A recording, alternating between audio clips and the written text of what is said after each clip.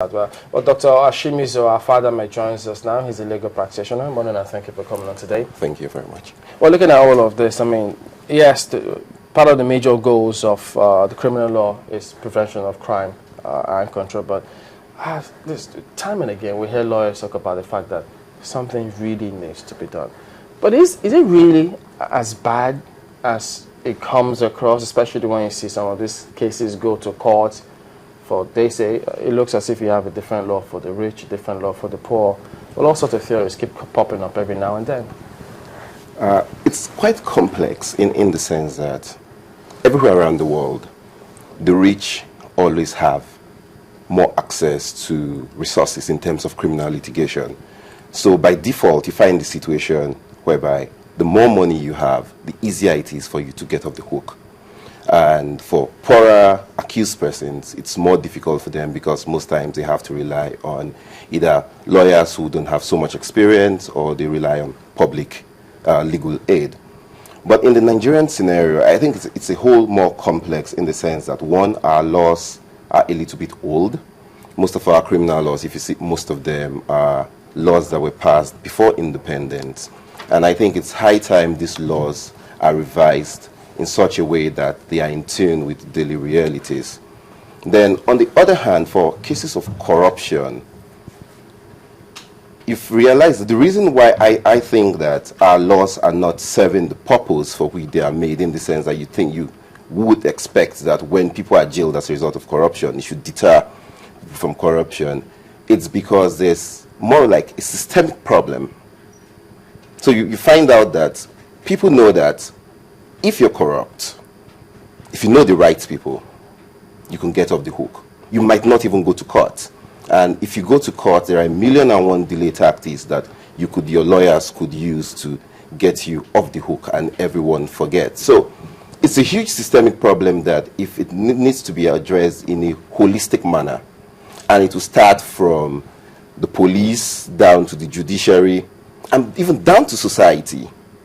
So if people know that if there's a situation whereby within the society, people feel that if you are found to be a corrupt person, there is some sort of deterrent within society whereby people look at you as an outcast, not necessarily a full outcast, it will be a better situation. But whereby people are jailed or sent to jail and they come back and they're celebrated, then there's really no cause for deterrent. If you flip it to the question of terrorism, I mean, does this have to do with the fact that, well, you're rich, you have access to funds? Because some will think if it's a crime against the state, you shouldn't be even looking close to whether or not you're rich, you have access to funds. The state ultimately should be protected. On the issue of terrorism, first question we should ask, who are the financiers of terrorist cells? They're not you and I. There are people who are well-connected, people who have access to power, who have access to funds, who can circumvent the entire system. So for you to fight terrorism, it's a twofold strategy, I think. First, there must be a genuine commitment on the part of government to fish out sponsors of terrorism, no matter who they are, no matter, without fear or favor, no matter who they are. Make them pay the ultimate price. Then, for those people who do the groundwork in terms of the peasants or the street urchins who are used to perpetrate these deadly acts, realize that most of these people are jobless. Well, a lot of them are jobless. A lot of them are uneducated. And that now comes to the other systemic issue of poverty and education. I am not saying that everyone who is involved in perpetrating terrorist acts does not necessarily know what they are doing. But if you can take out a large chunk of these people off the streets, without being specific, if you go to the north, a lot of alimanjeries during religious crises, for instance, are used to perpetrate disastrous acts. But these people do not even know why they're fighting. Someone up there indoctrinates them and maybe gives them food or gives them a little money and tells them just to go out and commit havoc. So you realize that if these people are educated to a large extent, then it reduces the number of street urchins. When you reduce the number of street urchins you have, in a way it solves part of the problem, not the whole problem. But to solve the main problem, you have to go to the source, which would be to go against those people who fund terrorism and send them to jail.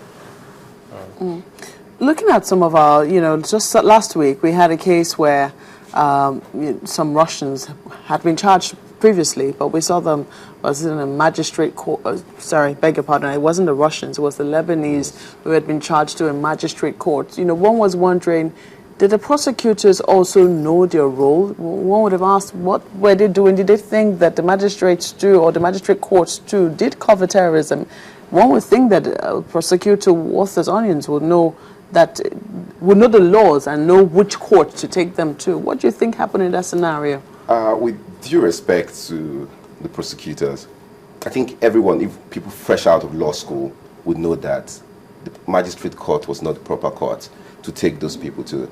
So, but I think maybe what happened, someone was under immense pressure. They just needed to file something in court just so that they don't exceed the 48-hour period of detention without them being charged, because they would have had very good lawyers. So it might just have been a ploy. Maybe I want to believe that it was not as a result of the fact that the prosecutors did not actually know that that was not the proper court. You think it was a strategy? Maybe it was a strategy just to keep them pending while they file a proper charge before the Federal High Court. So I want to assume that, because everyone straight out of law school. Yeah, but let me jump in. Does that suggest then that we need to do something about Terrorism Act? Because if you look at some countries in the world, when United States, for instance, when they come up with the Patriot Act, it gives you some sort of right, the states now, to detain certain persons. So why did it come across as though we were under pressure as a state to charge some of these persons? If that Terrorism Act was sufficient up by itself, wouldn't it have given them that leeway? Exactly. That's why I said a lot of our laws need to be revised to meet the present realities. Because there are instances for issues of terrorism. Most countries in the world actually waive that 48-hour right. So when the issue of terrorism is involved, you no longer have those rights per se. That's why you see even people are in Guantanamo Bay till tomorrow without even being tried at all. Human rights organizations would argue that it's against the fundamental human rights of those people. Rightly so. But governments, on the other hand, would argue that extreme measures need to be taken in this kind of dangerous situation. So it depends on what the National Assembly wants. I think these are issues that need to be debated on the floor of the National Assembly. Public opinion has to be taken on it as to striking that balance between the individual rights and the rights of the larger society and the state, particularly for issues of terrorism. And I think it's